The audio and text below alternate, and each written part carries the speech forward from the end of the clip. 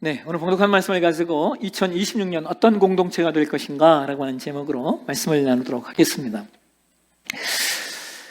저와 여러분이 살고 있는 이 시대를 가리켜 우리가 초연결 시대라고 이야기해요. 초연결. 나라와 국가를 초월해서 손가락 하나로 지구 반대편의 소식을 듣게 되고, 또한 소셜 네트워크, SNS를 통하여서 수백, 수천, 많게는 수만의 사람들과 소통하기도 하는 그런 시대. 그래서 이 시대를 초연결 시대이다라고 사람들은 이야기합니다. 그런데 여러분, 놀라운 것은 이와 같은 이 시대에 참 역설적이게도 현대인은 그 어느 시대보다도 외롭고 고립되어 있다는 거예요.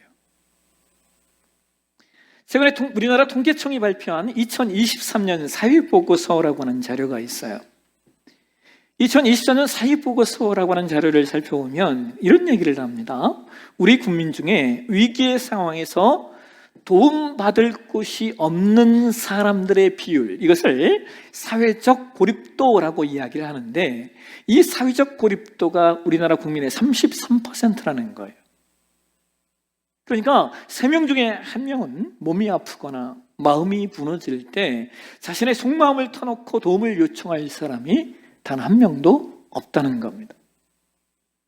또한 최근에 WHO라고 하죠, 세계보건기구에서 세계인의 건강을 위협하는 내용으로 내놓은 것이 뭐냐면 외로움이라고 이야기를 합니다. 사람들의 고립, 사람들의 외로움을 세계 보건을 위협하는 내용으로 규정했다는 거예요. 왜 사람의 고립, 사람의 외로움이 건강에 악영향을 미치는가? 영국 보건 보건 서비스를 하는 그런 단체에서, 국가 부서이죠. 거기서 이런 자료를 내놓았어요. 외로움은 스트레스 호르몬인 코르티솔이라고 하는 호르몬을 분비시킨대요. 근데 이 코르티솔이라고 하는 이 호르몬이 어떤 호르몬이냐면 사람에게 심혈관 질환을 일으키고 고혈압을 일으키고 그 다음에 우울증도 이게 일으킨대요. 그리고 무엇보다 이 코르티솔 호르몬이 치매를 유발하는 강력한 호르몬인데, 이것이 치매 같은 경우에는 발병률이 64%나 증가를 시킨다는 겁니다. 또한 외로움은 사람의 신체적 수명도 단축시켜요. 여러분, 만성적 외로움의 치사율을 이렇게 설명했는데요, 그걸요 뭐라고 표현했냐면 하루에 매일같이 담배 15개 이상을 피우는 것과 같다는 거예요. 그래서 외로움이 사람의 비만보다 더 건강에 해롭다는 겁니다. 그뿐만 아니라 영국의 경제 컨설팅 전문기관이 있는 뉴 이코노미스트 파운데이션이라는 단체에서 하나의 보고서를 내놓았는데요, 외로움이 엄청난 경제적 손실도 가져온다는 거예요. 왜 그러냐면 외로움과 고독감을 아주 심하게 느끼는 사람들은요, 직장에서 업무 몰입도가 낮다는 거예요. 그리고 건강이 좋지 못해서 결근을 많이 하고, 또한 조직의 소속감을 느끼지 못해서 이중일, 직장을 옮기는 율도 상당히 높다는 거예요. 그래서 영국 정부의 추산에 따르면 외로움으로 인하여 생기는 직장 내 생산성 저하를 비용으로 계산했더니요, 약 25억 파운드, 우리 돈으로 약 4조 원에 이르는 경제적 손실이 있다는 겁니다. 여기에다가 고립된 개인을 돌보기 위해 국가가 지불해야 되는 복지 비용이 있고, 또 거기다가 공공 돌봄 어떤 서비스까지 계산하면 비용이 기하급수적으로 늘어난다는 거예요. 그런데 여러분, 더 큰 문제가 뭔지 아세요? 경제적 수치로 환산하기 어려운 손실이 있대요. 그걸 뭐라고 말하냐면 사회적 신뢰의 하락이라고 이야기를 합니다. 사람이 고립될수록 타인과 공동체에 대한 신뢰가 낮아진대요. 그렇기 때문에 사회적 갈등이 많이 일어나게 된다는 거예요. 그래서 그 사회적 갈등을 해결하는 비용을 높이게 되고 공동체의 회복 탄력성을 약화시킨다는 겁니다.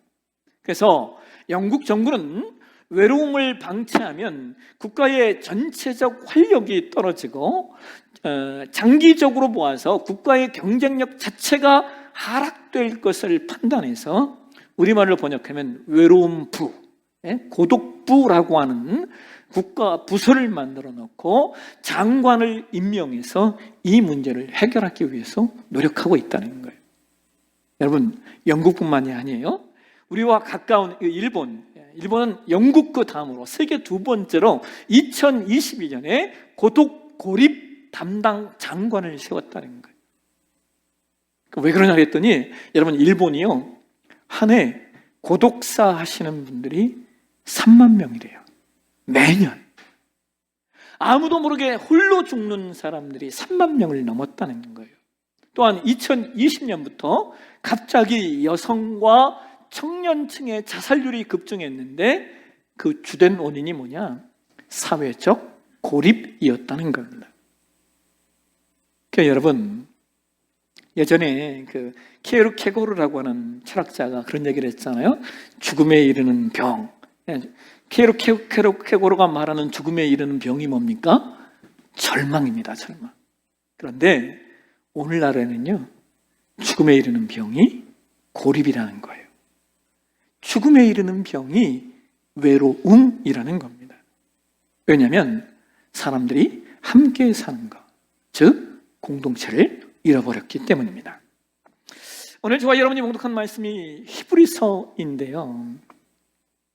여러분, 히브리서가 기록될 당시에 초대교회의 성도들은 우리와 비슷한, 아니 우리보다 훨씬 더 처절한 고립의 위기에 처해 있었습니다.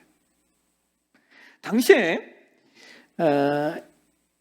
유대인 그리스도인, 유대인인데 예수를 믿었던 사람들이요, 예수를 믿는다는 이유 때문에 그들의 가문과 사회에서 완전히 파문당했습니다. 그래서 경제적 기반은 무너졌고, 또한 로마의 네로 황제 시대가 다가오면서 예수 믿는 자들을 향한 체포와 죽음의 공포가 일어나자 그들 가운데 어떤 마음이 일어나게 되냐면, 다시 유대교로 돌아가기만 하면 이 고난을 피할 수 있을 텐데 라고 하는 생각들이 번지게 됩니다. 그런데 여러분, 그러한 상황 가운데 초기의 그리스도인들이 무엇을 선택했는 줄 아십니까?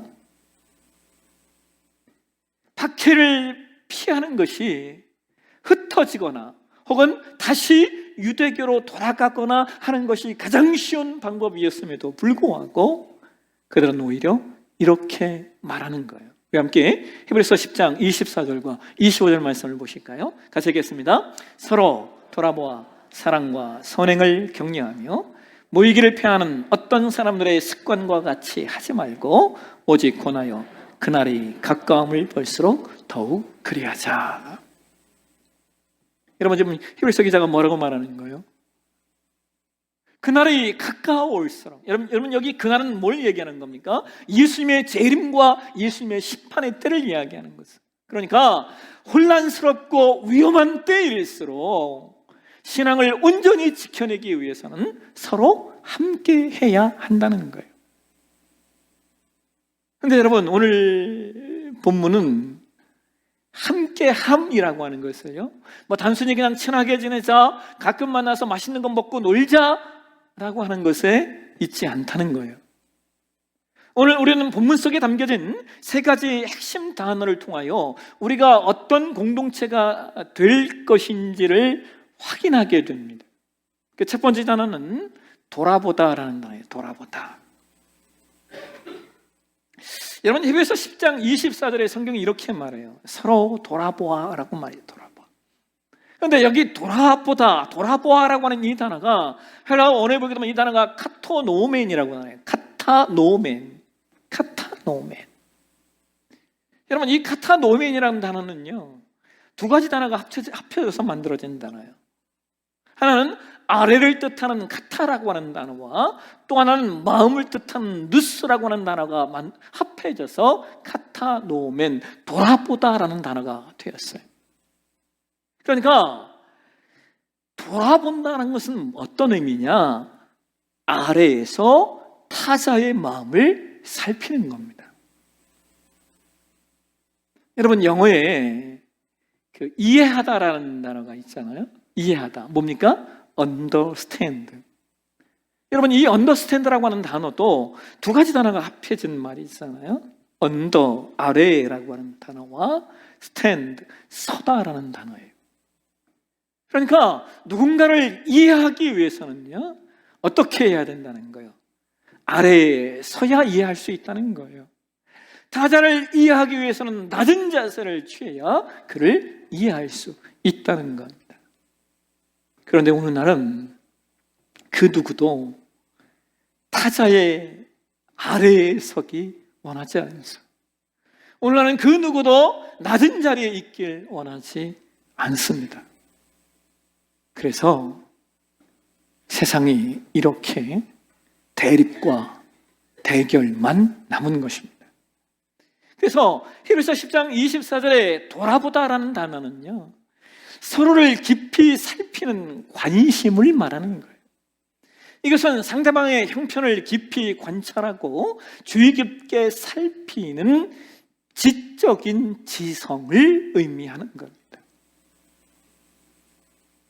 그러니까 제발 좀 서로에게 관심을 가져달라고 히브리서 기자가 말하는 겁니다. 어떤 관심입니까? 누가 몇 평집에 사냐?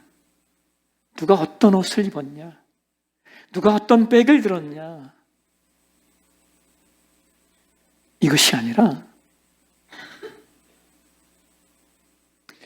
서로의 인생의 가면 뒤에 숨겨진 아픔에 대한 관심입니다.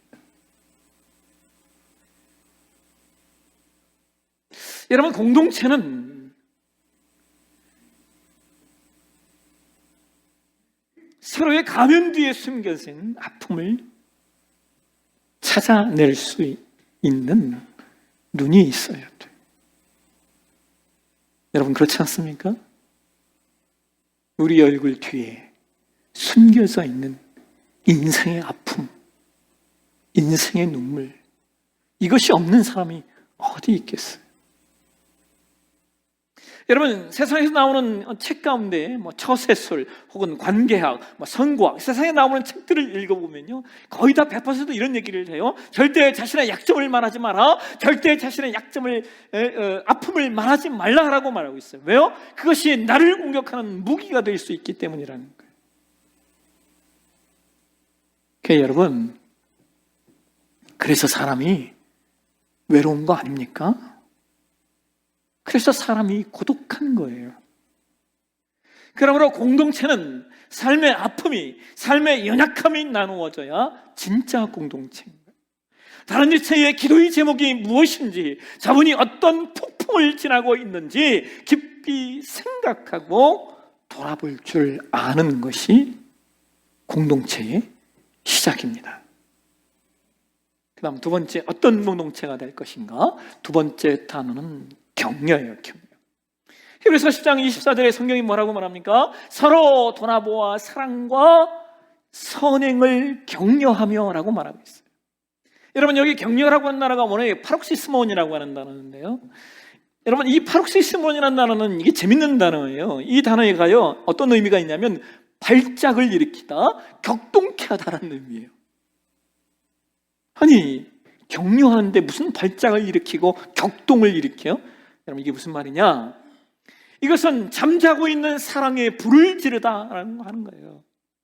멈춰있는 선행의 근육을 요동치게 만들다라고 하는 겁니다. 다시 말하면 서로에게 거룩한 자극을 주는 것이 공동체라는 거예요.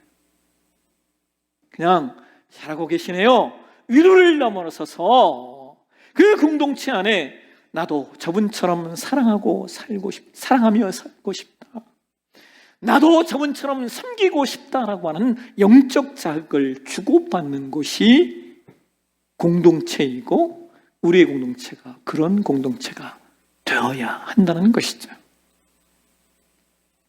여러분, 참 놀랍게도 성도님들이요, 목사에게는 잘 배우지 못한대요. 왜냐하면 목사는 원래 목사니까 라고 생각을 한다는 거예요. 그런데 성도님들이 누구에게 배우느냐? 같은 성도님들끼리 배운다는 거예요. 여러분, 신앙에 성장하는 그 성도님들을 보면요, 주변에 좋은 모델이 참 많이 있어요. 그러니까 좋은 장로님이 있고, 좋은 권사님이 있고, 좋은 리더들이 있는 분이 신앙이 아름답게 성장을 합니다. 그래서 우리가 이것을 놓치지 않아야 돼요. 오늘 나는 누군가에게 잠자고 있는 사랑에 불을 지피는 사람인가? 아니면 있던 사랑마저도 차갑게 식게 만드는 존재인가? 오늘 나는 멈춰있는 선행의 근육을 요동치게 만드는 거룩한 자극을 주고 있는 존재인가? 아니면 있던 선행마저도 낙담하게 만드는 존재인가? 오늘 저와 여러분이 사랑의 뜨거운 불을 지피고 선행의 근육을 요동치게 만드는 그 공동체의 한 사람이 되셨으면 좋겠습니다. 마지막 세 번째로 어떤 공동체가 될 것인가? 세 번째 단어는 권하여라는 단어예요. 권하여. 우리 함께 히브리서 10장 25절 말씀 한번 보실까요? 같이 한번 읽겠습니다. 모이기를 패하는 어떤 사람들의 습관과 같이 하지 말고 오직 권하여 그날이 가까움을 볼수록 더욱 그리하자. 여러분, 여기 성경이 모이기를 패하는 어떤 사람들의 습관이라고 말하고 있는데, 이게 뭘 말하는 거냐면, 당시의 그리스도인들은요, 예수 믿는 사람들은 주일 예배도 모이고 또 주중에도 함께 모여서 특별한 모임들을 많이 가졌다는 거예요. 이게 초대교회의 모습이에요. 그런데 어느 날 어떤 사람이 일어나서 유대인들은 안식일만 모이지 않냐, 그러니까 우리도 주일에만 모이면 되지 않겠느냐라고 말하는 이들이 있었다는 거예요. 그래서 히브리서 기자가 그래서는 안 된다고 말하는 거예요. 유대교처럼 모이기를 패하는 이들의 습관을 따라서는 안 된다라고 말하는 겁니다. 왠지 아세요, 여러분? 여러분 혹시 기억나세요? 초대교회가 세워질 때 성경이 뭐라고 말하고 있습니다. 사도행전 2장 46절과 47절 한번 보실까요? 같이 한번 읽겠습니다. 날마다 마음을 같이하여 성전에 모이기를 힘쓰고 집에서 떡을 떼며 기쁨과 순전한 마음으로 음식을 먹고 하나님을 찬미하며 또 온 백성에게 칭송을 받으니 주께서 구원받는 사람을 날마다 더하게 하시니라. 여러분, 초대교회가 존귀한 교회가 될 수 있었던 이유는 바로 이거예요. 초대교회는 모이기를 힘썼다는 거예요. 그런데 교회에서 모이는 것뿐만 아니라 집에서도 모여서 함께 음식을 먹으며 삶을 나누었다는 겁니다. 여러분, 우리 교회가 이전에는 소그룹 캠프 모임을 주일 오후에 이렇게 모이다가 작년부터 가정에서 모이기를 시작했어요. 작년에 가정에서 모인다고 하니까 많은 분들이 어려워하셨어요. 왜냐하면 오늘날은 가정을 오픈하는 것이 어려운 시대가 되었기 때문이에요. 그런데 여러분, 한번 생각해 보세요. 옛날에는요, 모두 가정을 개방하면서 살았습니다. 그래서 우리 어른들은 그런 얘기 하잖아요. 누구네 집 숟가락이 몇 개인지 안다라고 말할 정도로. 그게 가능했던 이유가 뭐예요? 마을이 공동체였기 때문입니다. 내가 살고 있는 마을이, 마을 그 자체가 공동체였기 때문이었어요. 그런데 지금은 마을이 다 사라져 버렸어요. 왜냐하면 우리 사회의 주택 문화가 거의 이제 아파트 문화가 되었기 때문이었어요. 여러분, 제가 한번 물어볼게요. 여러분이 살고 있는 아파트에 옆집에 누가 사는지 아십니까?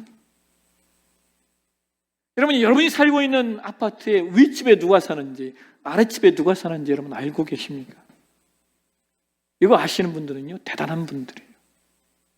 요즘엔요, 윗집 아랫집은 뭐 말할 거 없고요, 옆집도 몰라요. 옆집에 누가 사는지도 몰라요. 참 놀라운 건 이거예요. 말컴 글래드웰이라고 하는 분이 쓴 책 중에 아웃라이어라고 하는 제목의 책이 있어요. 이분이 이 책의 서론에 1950년대 미국에 이민 온 이탈리아 이민자들이 함께 모여 살던 로제토라고 하는 마을에 대한 이야기를 하고 있는데요. 1950년대 로제토 마을 사람들은요, 인근의 다른 마을보다 그 로제토 마을의 사람들이 기름진 음식을 먹었고요, 또 담배도 많이 피웠대요. 그런데 신기한 것은 심장병 발병률이 전국 평균의 절반에 불과했고 범죄나 마약 문제도 거의 없었다는 거예요. 그래서 이게 도대체 왜 그러지?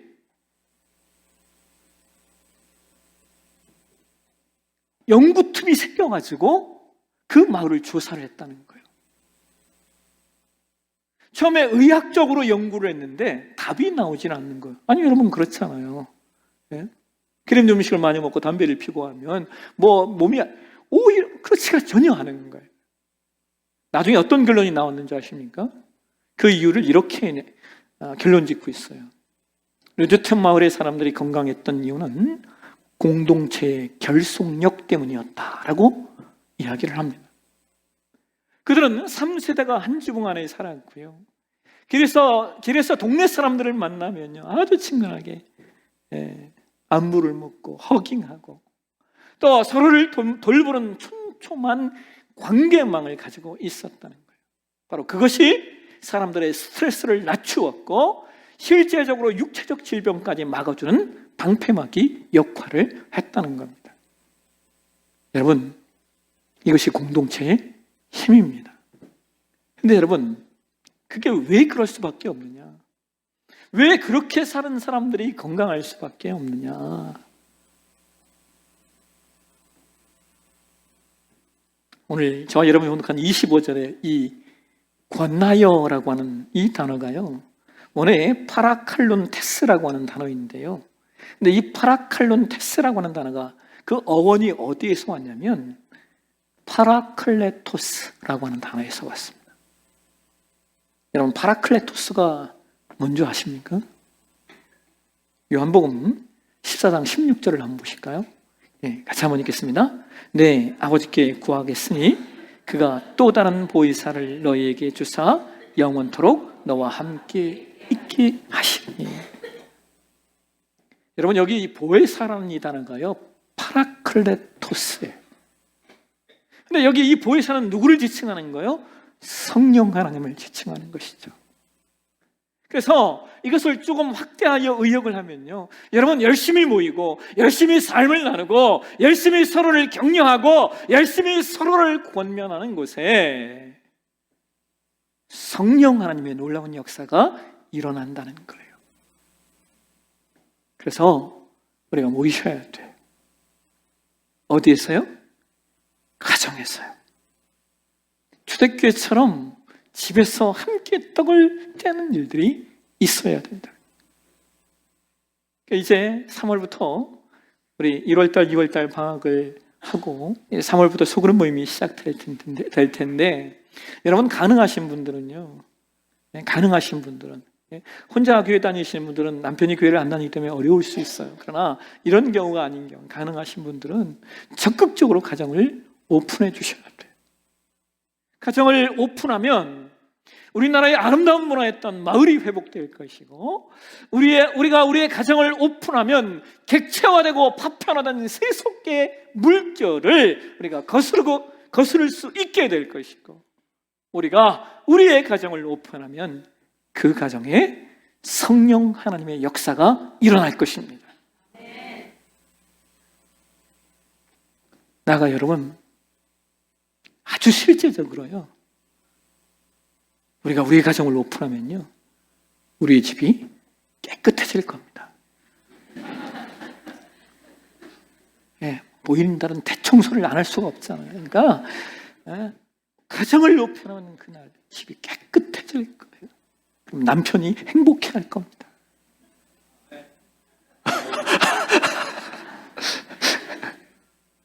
말씀을 맺겠습니다.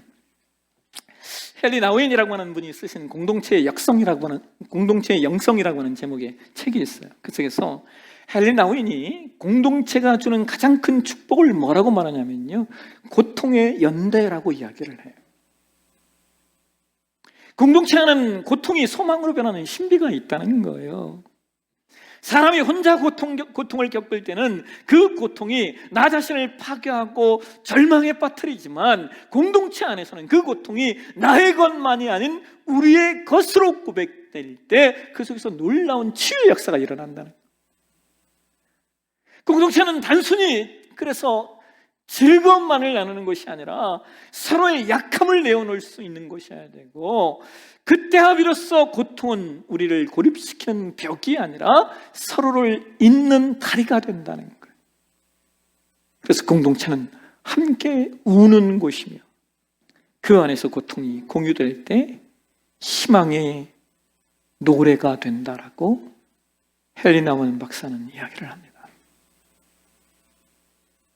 또한 여러분, 나치 정권의 박해 속에서 공동체를 지켜냈던 디트리히 보네퍼 목사님도 그의 저서 신도의 공동생활이라는 책에서 이런 고백을 해요. 내 마음속에 있는 그리스도는 내 자신의 마음보다 더 약할 때가 많다. 내 마음에 그리스도가 계신데요, 이 그리스도가 내 자신의 마음보다 약할 때가 있다. 이게 목사의 고백이에요. 그러나 형제의 입술을 통해 들려오는 그리스도의 말씀은 내 마음속의 말씀보다 더 강하다. 여러분, 우리가 홀로 있을 때 사탄은 우리의 마음속에 끊임없이 불신과 절망을 심어서, 그래서 나의 믿음이 힘해져서 도저히 하나님이 보이지 않을 때가 있습니다. 여러분, 바로 그때 공동체가 필요하다는 거예요. 때로 내가 믿음이 연약해져서 기도조차 나오지 않을 때 곁에 있는 지체의 기도가 나를 붙들어 준다는 거예요. 내가 흔들릴 때 공동체는 나를 대신해서 믿어주는 곳이래요. 여러분, 제가 이 문장을 읽는데 가슴이 뜨거워지더라고요. 예? 내가 흔들릴 때 나를 대신해서 믿어주는 곳이 공동체예요. 내가 믿음이 흔들릴 때 나를 대신해서 믿어주는 그들 때문에 내가 사는 거예요. 여러분, 이 얼마나 놀라운 일이에요. 2026년 우리 교회의 두 번째 핵심 가치가 뭡니까? 소그룹 캠프 중심이에요. 여러분, 올 한 해 우리 네포사랑의 모든 지체들이 소그룹 캠프에 참여하셔서 공동체의 기쁨, 공동체의 은총, 공동체의 나눔, 공동체의 역사하시는 성령의 역사 경험하는 2026년 한 해 되시길 주의 이름으로 축원합니다. 기도하겠습니다. 하나님, 2026년 한 해 우리의 삶이 돌아보는 삶 되게 도와주옵소서. 2026년 한 해 우리의 삶이 격려하는 삶 되게 도와주옵소서. 2026년 우리의 삶이 성령 하나님의 일하시는 권함의 역사가 있는 한 해 되게 하옵소서. 걸어가신 예수님의 이름으로 기도하옵나이다. 아멘.